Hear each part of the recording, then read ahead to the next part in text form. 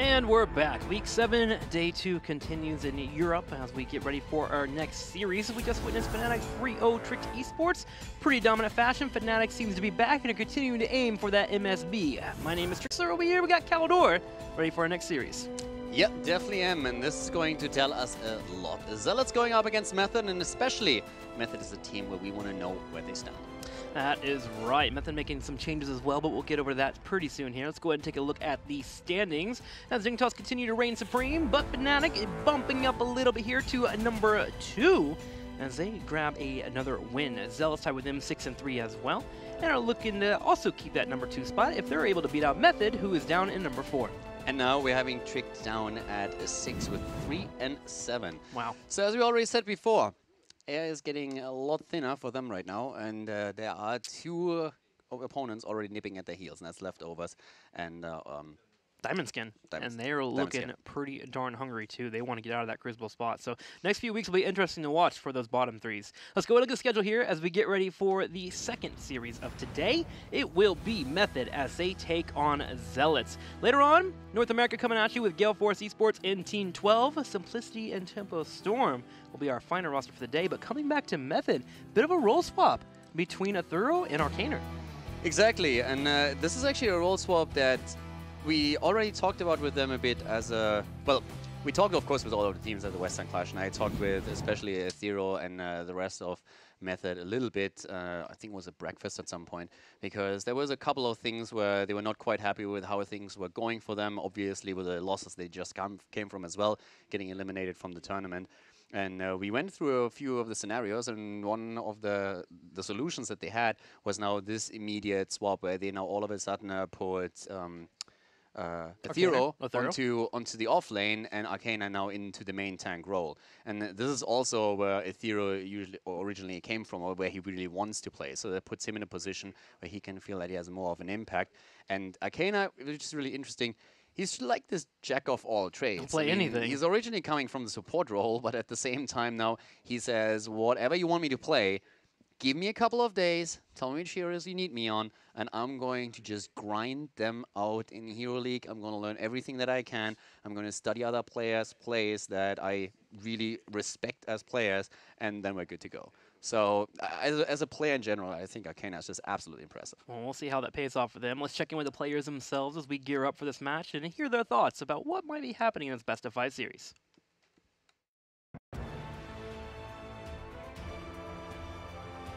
So the weekend was pretty rough for us versus Leftovers. I don't think we should have lost that series at all, at any time. We're gonna try a role swap for Arcaner and Athero, so they will swap roles. We'll see if we use it the coming week, depending on scrim results, I guess, but it's a change we're looking forward to in the future. Oh, Zealots is pretty weird. ADRD always manages to get a team like towards the top. Looking at their players, I don't wanna be rude, but from the paper, they shouldn't be a top 2 team. However, the results have spoken differently and they're looking really strong right now.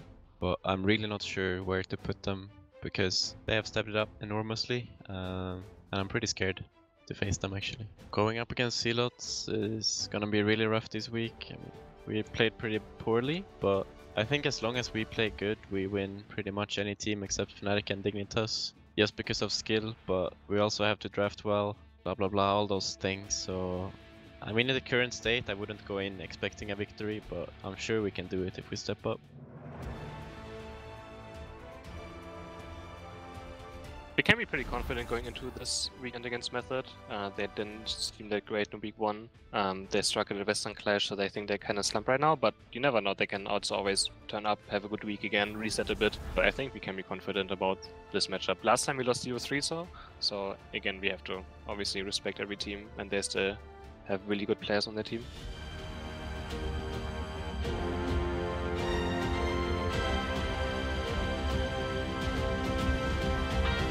Yeah, I'm really anxious to get into the series and see how exactly Arcaner does really play off in this new role, being in the Warrior role, because we've been talking about it all weekend.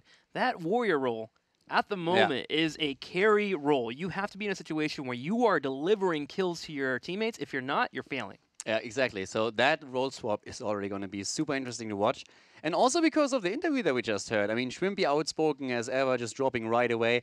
I don't think that they should be anywhere near where they are, but at the same time also talking very critically about their own performance and saying, I don't even know if we can beat them. First of all, apparently I was wrong since the results speak for Zealots, and we are currently in a position where I have no idea if we can win this. So outspoken as ever, extremely critical here. And of course the question is, can they turn it around today? Well, let's find out as we go into the battleground. Let's start this series and see how Zealots and Method will face off. We are going to BOE for game number 1. Maps that are banned out. Infernal Shrines taken away by Zealots, and Method actually banned out Volskaya Foundry. Yeah, and Zealots pick BOE, and that doesn't come as a surprise. They have 6 wins and 2 losses on this map. It's definitely their best battleground, and it's also one of the weaker battlegrounds that we have on the side of their opponents, so that makes it a perfect choice for them to get the series started. And Zealots, they are a team that still can impress here. And of course, we're coming back to the beginning of 2018, where a lot of the performance apparently was also just hinging on the move that ADRD made, moving locations, moving into another country, and having apparently some technical troubles at the start in the HGC games that they played. So all of that seems to now be working fine. They got a lot of synergy, and not only in terms of play, but also as players in real life, just like meeting up at the boot camp and then of course talking to each other on a daily basis while they were playing at the Western Clash. So you can really see that it bonded all of them, and now they are just playing as a unit in every single game that we see from them. One of my favorite things about watching Zealots here is how different a lot of their drafts have been. They've been able to mix things up and are willing to pull out different hyper carries based on the situation, also willing to play more Abathurs, bring in those shield heroes. A lot of rotations based on what they want to do for the battleground. So I'm expecting to see that here. As we open up with the Genji ban for Zealots, Method also bans out Garrosh. Malfurion has been picked up. Will Zealots take away the Tracer on a battleground like BOE? Yeah, there's a couple of questions here immediately. Zealots, for example, could now also go into Admiral Gonzalez again and give Shad Stukov, but a Tracer, as you pointed out, is another good question. That could be the double pick for them. Tracer has been bad basically every single game that we saw so far, and like at least in a majority of them. We had one game in the previous series where she wasn't banned out, but yesterday in a lot of those games she was just the priority ban from the get-go. Now Genji prioritized from Zealots on the ban spot, but they actually take their sweet time with that early double pick. Yeah, they're thinking about, do we want to move into that Tracer? Because Hanzo is also something that you have to worry about on this battleground. Sonya. But if you give up Tracer, suddenly Method might have that, and Shwimpy has shown that he's willing to play that Tracer. Yeah. They decide that Hanzo and Medivh is worth their picks instead. So we have Medivh and Hanzo coming out for the Zealots. And that means also that there's a really good chance that they are not going to get Stukov if Method feels it's appropriate to ban him out here. So there's still a couple of really strong heroes that we have out at this point. And Method really needs to make a choice here, because if they don't choose Sonya, so they are in this weird scenario now. If they don't choose Sonya in this double pick, then they are finding themselves in a spot where, when it comes to bans, they either ban Stukov or they ban Sonya, and whoever they don't ban is going to be picked up by Zealots. So they really need to decide, okay, do we want to have Sonya for the solo lane, or how do we going to deal with the setup right now? Yeah, it's definitely something you have to consider, especially with Zealots just having so many players right now, where the heroes that are strong are heroes that they have favored for a long time. You mean, you have ADRD with Medivh, you have Hanzo, who's been played a lot for Chris, you have the Sonya for Zarmany, as you were mentioning. If that's not being taken out, that's suddenly a strong tool. You have Garrosh, who's strong, who's been banned out. There's so many choices for Zealots that just match up perfectly with this meta. Tracer and Diablo. So strong combo already to start with. You also take Diablo away from Zealots in case that they wanted to play it, so they can't run the combo here. Tassadar gets eliminated. We've seen a lot of Tassadar double support setups with Tracer and other heroes, Sonya in particular. But here we come now to that situation we mentioned earlier. Do you ban Sonya or do you prioritize Stukov? Because there may be a third ban where they say, okay, this isn't worth banning out even more for us. It all comes down to how strong a Thorough feels he's going to be in that top lane. Can he handle a Sonya coming his way? I will say, when he used to be on an expert, he used to be in scenarios where he had a 2-on-1. He didn't mind playing safe if he has to. He was a very strong top laner. Yeah, I just personally feel that Sonya really extends the battleground really well. You can put the single pressure onto the Punisher, the Immortal. Very true. A really good setup there. But Zealots also need something that can deal with Diablo, and that's probably one of the things that Method is currently thinking about. Okay, who are the go-to heroes when you talk about countering Diablo? Yeah, talk a lot about Tychus, you have Malthael as a possibility, Leo. and of course there's always Leoric available, yeah. Leo kind of falters a little bit on the actual damage for the Immortal, but if you can get rid of that Diablo and allow Hanzo to buy some space, it might be worth the pickup. Method really thinking about it, and they decide to get rid of Stukov, and they want to see what exactly Shad has up his sleeve. In the past, he used to move over to Rhaegar. He would pick up the Rhaegar instead, and that Rhaegar is still available here, and would be decent against Malfurion and the Diablo. I would still expect Sonya to be taken right now. It would surprise me if Zarmany doesn't go for it. It works really well with the current meta. Unless they feel the need to get something really more tanky about the top lane that just synergizes better with the composition they're planning right now, Sonya, together with Medivh in particular, would really have a lot of things going for her. I'd say the only other thing where I could see them going because of Diablo, I don't think Leoric, but maybe you should go for Malthael. Yeah. You get that last right if Tracer uses a recall a little bit too early, so then you have the possibility to take her out. It's good against Diablo as well. Yeah, Malthael in general is also pretty high impact there. But I mean, yeah, Sonya is of course the go-to that we expect them to do. I mean, it's still Zarmany. And we get the Tyrael for Mopsio. So looking over to Method, looking for a little bit of damage. Maybe something to help out with either A, diving, if they want to go a little bit further with that Tracer, or to help out with the damage on the Immortal. It also helps you with Apocalypse whenever that comes out. If there's any kind of setup that we're seeing from Method, then you can really just help out with the Sanctification. So you have a lot of shields and a lot of protection already available with Medivh and Tyrael alone, and that's going to make Hanzo and Sonya very happy, especially the latter once she starts to engage. I'm sitting here just waiting to see what exactly a Thorough is going to play in that top lane. Malthael could be said for them as well. And the issue is that you have Medivh with that Force of Will. It's going to be so funny to now see Arcana on Diablo. Yeah. I'm looking forward to it. I'm really excited for that. And it will also give us a gauge of how confident he is on that warrior role, because that Diablo is one that we talked about last time. If you are confident, you'll be devastating. But if you're missing out on those full engages, you could fall victim to your opponent. Now, Greymane's one we haven't seen in a while, but makes sense for this battleground, helpful with the Immortal race, and Zeratul will actually be the top laner here for a Thorough. Again, against the Sonya. This is the fourth time. Really a lot. Yeah, that worked well. Really a lot of Zeratul that we're currently seeing in general, but of course here it also works very nicely with the setup for Diablo. If going for a Void Prison into an Apocalypse, which we've seen before, can combo that off with the roots of Malfurion as well, and that gives you a good time. But yeah, Greymane, we haven't seen him a lot, but of course he is even better because of the battleground. If you can set him on the Immortal, then he can really chunk that beast down, and you can have a 4-man defending your own, protect Greymane, shield him with positioning, and then he can do his thing on the opponent's Immortal. Last pick, Kharazim as a support for Shad, and that's one of the supports that he actually enjoys the most outside of Stukov. I was wondering if we get that. First off, it's helpful against Zeratul if he dives. You can pop that ability to pop out a few attacks and be able to put Zeratul down, but you also have chase potential later on against a Tracer, even Zeratul when they go for an escape. Greymane, level 16 is always good, and I'm wondering if we might get that cleansing touch instead. It will be helpful against Diablo. And you have a 7-sided strike. And 7-sided strike if that you really works want as to well. go there. Yep. So with them already running Tyrael and Medivh, there's definitely a good chance that they're saying a 7-sided is worth way more to us. If we can isolate Diablo at any point, then we can just burst him down. So Kharazim coming in for BOE. The race, if you look at it, especially post 7, very strong here for the Zealots. You have the Hanzo with the Scatter Arrows, you have Sonya that can peel off and deal with it herself, and then you have that Kharazim that also, with the additional Iron Fist, can help burn down that Immortal. So I'm looking for some aggression from Method. We're going to have Schwimpy on that Tracer, and you know that aggression is available when he's playing it. Yeah, he has a pretty impressive Tracer, and he needs to show it right now. I mean, let's face it, Method has been underperforming quite a bit, and they need that comeback match. And this could be the one. You go up against the team that has been doing so well ever since they joined the Western Clash, and now this is an opportunity for Method to claw their way back into it and show everybody, okay guys, we're out of the slump. It's over. We are back to where we want to be, and we're going to be attacking the top.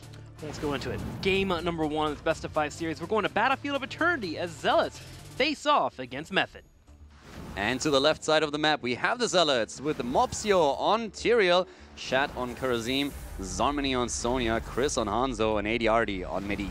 On the right side in the red, Method, Curson playing Malfurion, Schwimpy on Tracer, Athuro on Zeratul, Arcana on Diablo, and Nick. Show off some Greymane play. It's been a while, but Greymane strong in the auto attack range, Also helpful for clearing out these Immortals.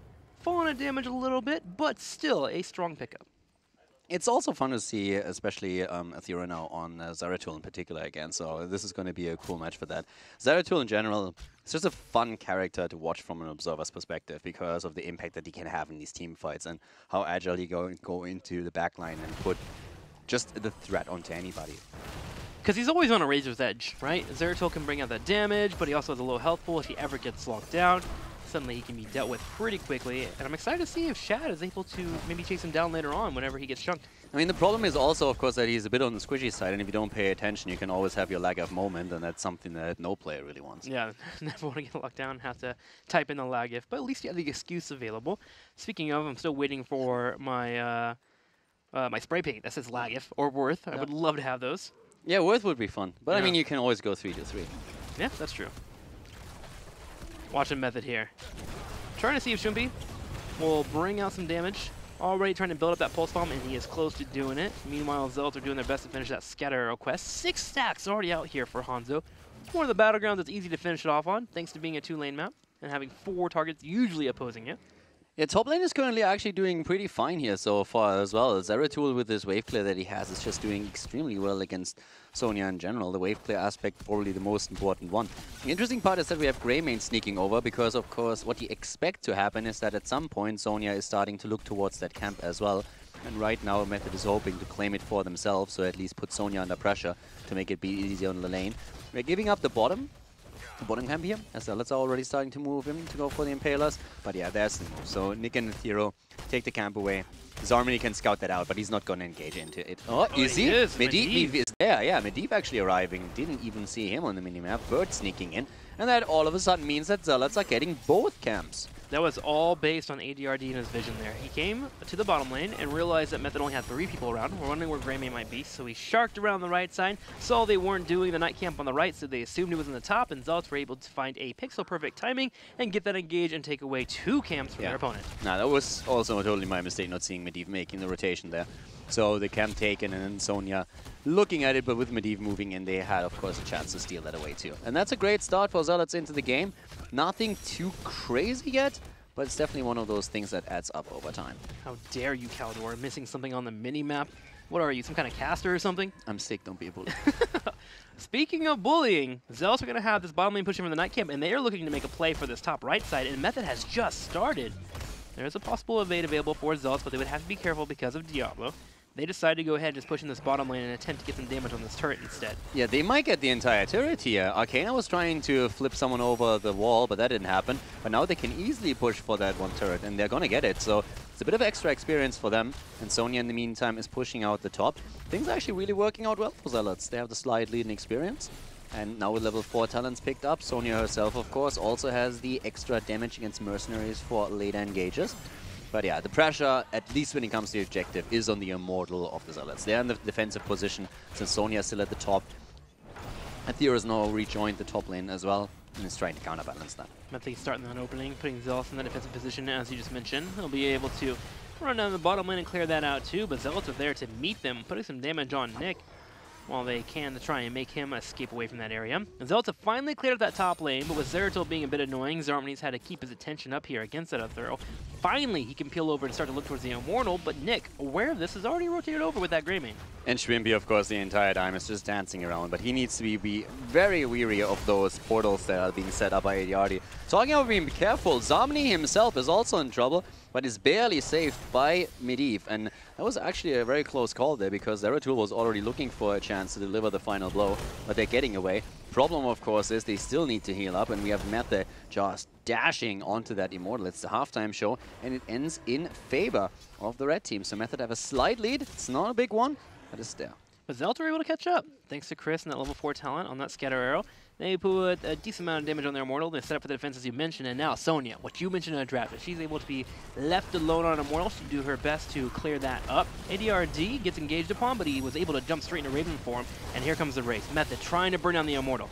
Yeah, they're trying to go for it, and so far it's actually looking really good for them. Method is about to claim it here, and indeed they do. First Immortal goes to them. And Zealots should be able to defend against this, but this is already a bit annoying for them.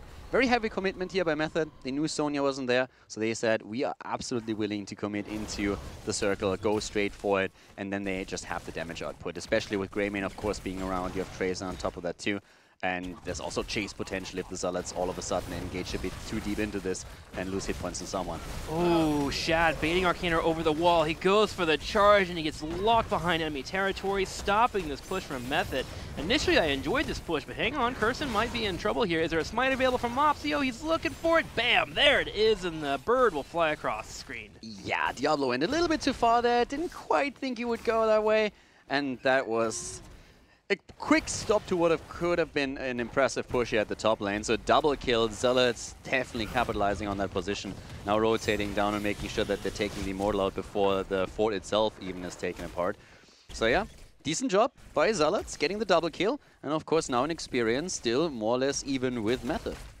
And now we're at a point where Zealots can look to winning the Immortal race. Level 7 has connected, never outmatched picked up for Hanzo, and their ability to clear out those Immortals will be unmatched by Method. On the other side, looking over to Medivh, ADRD currently at 26 stacks of the 40 that he'll need, and we consistently have that Poison Spear coming in too. That level 7 power spike for Zealots definitely connecting, but don't worry about Method. They also have their own level 7 coming on with that Wormhole for Zeratul. And again, we have to put out once more that if you don't watch HGC Europe regularly, there has been a role swap on the side of Method. We have Arcana, who was the former off-tank for the team, now in the main tank position, and Ethereal went back into the off-tank, the melee assassin role here, as we're seeing him now on Zeratul that he already played previously. But Arcana definitely finds himself now in a bit of new territory that he has to adjust to in the new meta. And since this is a very tank heavy and tank dominant meta, there's a lot of pressure on him. So if he at some point doesn't make the perfect move just yet, and just be a little bit easier. Well, so far a decent move there, jumping to the minions, so he's able to pull off Tyrael. ADRD there with a force of will to keep his teammates alive. However, they are chunked pretty nicely. And as you said, like, he's definitely not hesitating. I mean, he is out there. So yeah, oftentimes when you have a new frontliner playing the role, he's a little bit more timid in the way they presents themselves. But as we said before, Arcana is insanely flexible as a player and always willing to put the work in. Just says, give me a couple of days and I'm going to grind out games from start to finish every single day, 24/7. And at the end of the week, I'll be in a position where we can actually play with this. And he's getting close to being tanky too. 73 stacks of the 100 that he'll need. Method will actually hit 10 first, but Zealots are taking the level 7 talent and they are running with it. Chunking down this Immortal, already down to half health, and that is the power of Hanzo. And if you are 4 seconds late, you will lose that Immortal race. Method now experiencing this. Yeah, so they are down to the halftime show at this point, and that means that they are looking for defense. They need to try and defend this. We have the camps moving to the top and the bot lane, so both of the teams still experience pressure against them. And we'll eventually have to deal with that. That's where Ethereal comes into play, as he's trying to just drop those right away.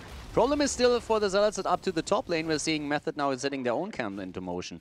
And we have the rotation starting. Sonya is making her way up, but she's going to show on the map, and that will give Method an opportunity to at least put some pressure onto the Immortal here. Schwimby taking a bit of a beating here. Shaq comes over and delivers a couple punches, as Method was looking to grab that Immortal, as he mentioned. Finally, Sonya clears up that top lane, and now it's back to trying to bank these shots off the wall here. For Hanzo, Chris, a professional billboard player, constantly bringing in the pull shots. Yeah, he learned all about the geometry. He learned all about it here. Schwimby, well, there's the setup. Apocalypse, and they go for it. Not too much just yet, but the silence comes through, and here's ADRD, who loses all of his stacks. He was nearly done. He was sitting at 35, 36 stacks, and now he gets blown up as the only hero on the side of the Zealots, and all of his stacks on the Medivh quest are lost. But the entire combo was used and only one person fell, so Zealots come back after tapping and they find their own kill. They pick off Malfurion, Sanctification even being used, so they can go straight for the Immortal race and they'll get it. Now, can they escape? Nick is chasing, looking at Chris. Chris trying to kite away. He does so. At the same time, Zarmni with shields coming in. They turn around and clean up 2 more. Tracer and Greymane have fallen. Shad could have died and Hanzo could have fallen here too, but instead it's Method who gets completely wrecked in that encounter and in that trade. Now they get Medivh, which was great for denying him his stacks, but at the same time, was it really worth it? There was a lot of damage that Zealots all of a sudden pushed out, and I am actually more than impressed that both Hanzo and Karazin got out of this alive. being able to also clean up the Immortal during that transaction. They start to push in this top lane and will be looking towards putting some damage on this fort. Method will have some members spawning now. Finally, Tracer and Grammy will show up, so they attempt to defend against this fort. But Zealots, they are looking for that nice chunk of experience, and if they get it, they'll be moving towards that 13. Yeah, and they are actually really wrecking this right now. So that Immortal, first of all, is of course just destroying this fort up the top lane.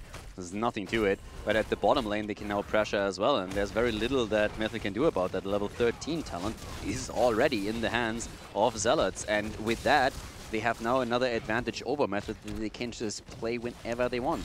And, I mean, outside of falling here, ADRD has actually played a fantastic game with the portals and all the security that he gave his team. Also, his stacking process was actually insanely good. I was about to mention that when he just died. I was like, well, okay, I guess that's putting some stop to it. That's what you get for thinking about it, man. Caster's Curse, even without you being vocal, coming in. As Medivh loses out of stacks, is currently sitting at 0. Now, with 13 coming around, 6 cents is picked up for that Karazim. Whenever you get Thunder Rooted, you get 75 physical armor, which is really helpful. Makes that Karazim be a little bit more frontline based, and all can go a little bit aggressive, especially into roots. I love how he come in, blame me for his death and losing his stacks, and then without giving me a chance to respond, transition to your next point. Easy. Fantastic play. You're welcome, man. Yeah, I got outplayed here. Outplayed, outskilled, outsurvived. GG, no way. Method is about to get level 13, so they're actually still in this by a pretty decent margin, too. Can move in for the fight. We saw him pull off that wombo combo. Say they get 2 kills last time instead of that 1 on the Medivh. They may have won that Immortal instead.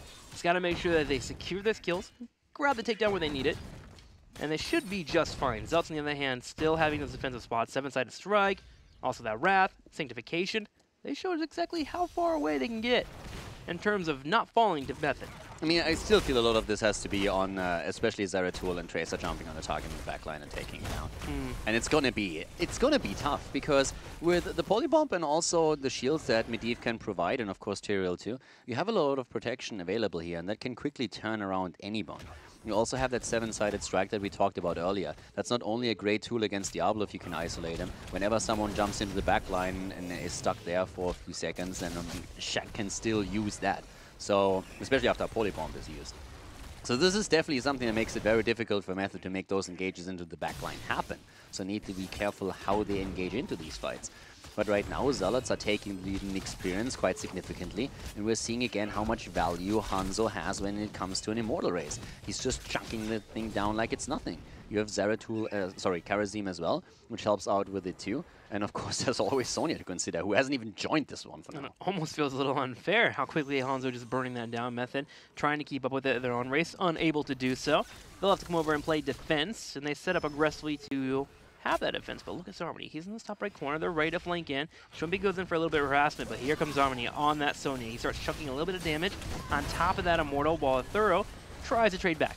Yeah, engage from Arcana as he jumps in deeply. We still have, of course, ADRD watching all of this in bird form and just checking out what's happening here. And Chris is getting one arrow in after another. Nick on the right side puts them on a clock since, of course, as expected, Greyman is now in that spot that we've talked about during draft. But he could actually get it. Tracer's helping out. Here comes the combo. 7-sided is already used, and this time, again, Zealots are winning the Immortal. No death. Couple of cooldowns exchanged here. But that's another Immortal for Zealots, and they are 15.5, so that means once that they go through the fort at the bot lane, they are very likely, with one more minion wave, to pick up their level 16 talent, and then they're pushing with an Immortal and a talent advantage. Another display of how strong Medivh is. That race could have been won by Method, with Tracer sneaking over the right side, but Medivh, under his watchful eye, was able to see that Tracer retreating over to the Immortal, and Zealots made a call to step up and clear it out as quickly as possible. If they had 2 seconds of time for that vision to be contested with, Method may have won the Immortal. Again, ADRD delivering on his Medivh here, and that's why they have it in their first pick. Now, straight into the turrets we go, as the keep wall is going to be extinguished, but will the keep itself? Yeah, ADRD is the legal map hack here in this game, just floating over everything and providing vision. So what are you doing for your team? Well, I tell them things. I look at things. Which apparently I look at stuff. More important than the ability to actually kill people. It really is. Knowledge is power in this game. Well, Keep takes a little bit of damage, but Method defends pretty well. But there's still a talent behind, so they're not going to engage unless they find a major opportunity. But I mean, from a structural perspective alone, it's a massive lead for Zealots. They have taken the infrastructure here, they have taken the map dominance, and they've really pushed Method back to that inner ring. And with a level 16 talent, as we said before, they can now poke a bit. They might not be able to take the keep down, but if they can just take a few hit points here and there and put some pressure onto Method, then it's already going to be enough for them. And that's exactly what they're trying to do. Just poking from a distance a little bit, chunking it down, seeing how far they can go. They will continue doing this for a few more seconds and then just simply back off.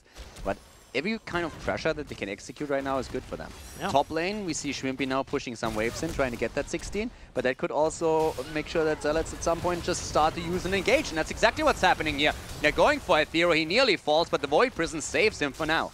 Also in the portal right afterwards, going in 7-sided strike, and we're going to have everyone get out from the Zealots. Curson went to go in for the Twilight Dream and just couldn't fully connect it. Mopsio is low, so he has to be careful here as the Thorough goes in for a little bit of harassment.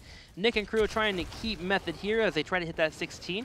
With Tracer coming in, they might be able to try and force a fight, but Zealots are able to escape. But we're coming back to the Void Prison. If he doesn't hit that Void Prison at the exact moment where he does, then he's dead.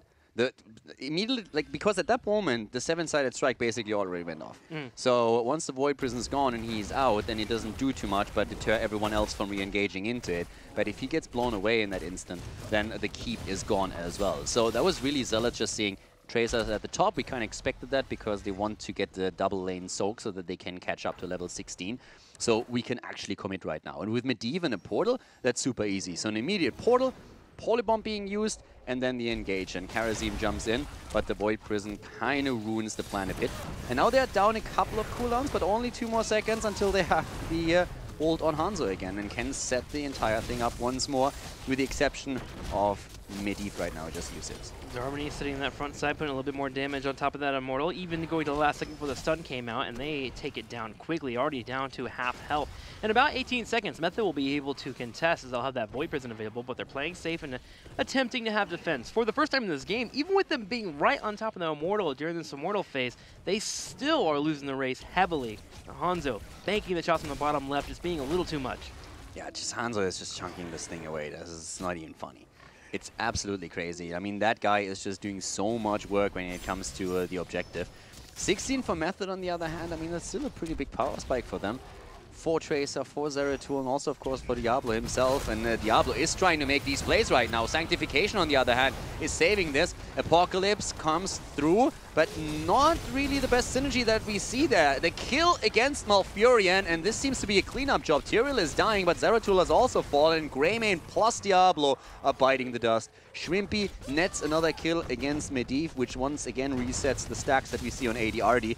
But as all the dust settles, we have 3 heroes alive for the Zealots and only 2 are still in the game for Method. And that includes Diablo, who just came back because of the souls. A little bit of anti-synergy in that team fight as well. The VP on top of the APOC. Let's take another look at it here. Sanctification comes out. The idea being they want to hit the APOC after Sanctification, but the Void Prism was also used to stop that from happening. Immediately afterwards, the Polybomb straight onto the Malfurion, allowing for Zealots to call out targets to take them out. Nick eventually gets caught there by Shad in the top right, and ADRD helps heal Diablo before he falls to Shwimpy.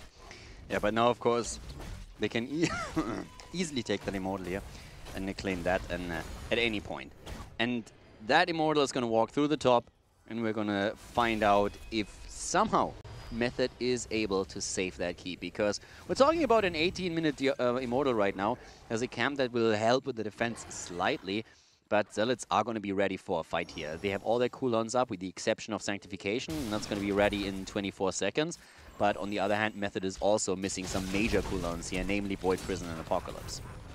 19 to 18. Method in a spot where they have to deal with this Immortal, but may also have to fight.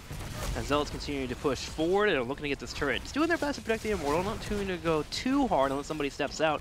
Zarmi comes over here with a spear and gets a little bit of damage, but the next target is going to be that keep. And this shield is still a little bit healthy.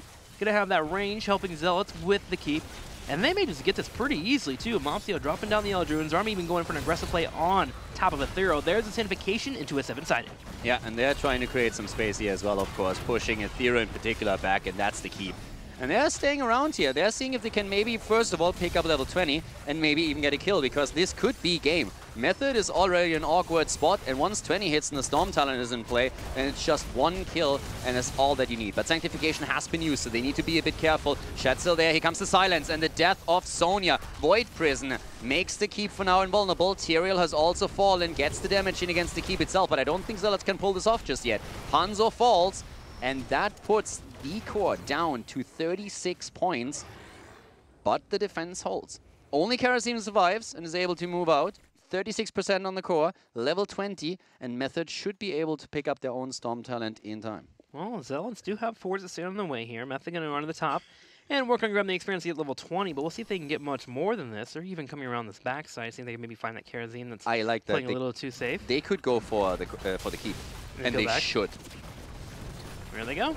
They're walking in. Gonna have Nick on top of that, taking a little bit of damage, but getting healed up. They're gonna try and focus down as much as they can, but Shaz can come around and get a kill on Nick! Yeah. No, he stepped inside it too early! If he dies here, though. Yeah, he's gonna fall. No. Alright, there's a couple of things that I really didn't like in that. First of all, Nick should never be the person to tank the core. Agreed. Sorry, to tank the keep. That should never have happened. But then... There's an arrow. Huh? Hang on really quickly. There's going to be an arrow in about 3 seconds. Army might be able to chase this. Yeah, they're going to try and chase that. And for that very reason, I also not really like that we had Shad going in there. I can see why he does it. Arrow hits, and here comes Chris trying to go for the kill. He might get that, and he does. Greymane goes down. So they couldn't make the entire play around the arrow. They didn't do it. So now it's a 4 versus 4. But at least with how those 2 deaths on each side were staggered, we're now seeing still an advantage for Zealots since they have Karazim back in 25 seconds. Yeah. So going back to that entire exchange you were talking about, Nick shouldn't have been taking the keep. Obviously, him being in the front line, taking a lot of damage. They did that so he can try and go for the disengage, but it put them in a spot where Shad could have gone in for the kill. Shad could have actually taken that takedown, but he was also trying to be aware of that shadow charge coming in, so he dropped the 7th side a little bit earlier. Understandable, but is that risk something that you really want to take there with that Karazim? Luckily, it turns out for Zealots because of that Dragon's Era, but boy, that was risky. Yeah, there's a really nice setup. 4-man Void and the A-point. Oh my god. 3 down within a second. The perfect one-more combo as Method might just have won the game. They take down Tyrael as well. What looked like a sure victory for Zealots for nearly the entire duration of the game all of a sudden turned with one single Void Prison by Ethereal. Him absolutely smurfing there, stepping up, taking the 4-man Void, and then the follow-up just annihilating the entire lineup of Zealots. And the Zealots, after clearing up that 4 on the top, can now move towards the core, and they will do so. They don't have Greymane with them. He went back to defend the catapults, but they jump on top of this core, and it looks like they'll be able to put it down. Incredible wombo combo, and Method being resilient, able to come back and take game number 1 against the Zealots. With a 36% core there as well. Look at the core of Method. Like, given a few more seconds, I would actually fall to the catapults and cams that are pushing in, but of course it doesn't matter at this point. 1 fight. 2 fights, actually. The core, of course, the defense that we saw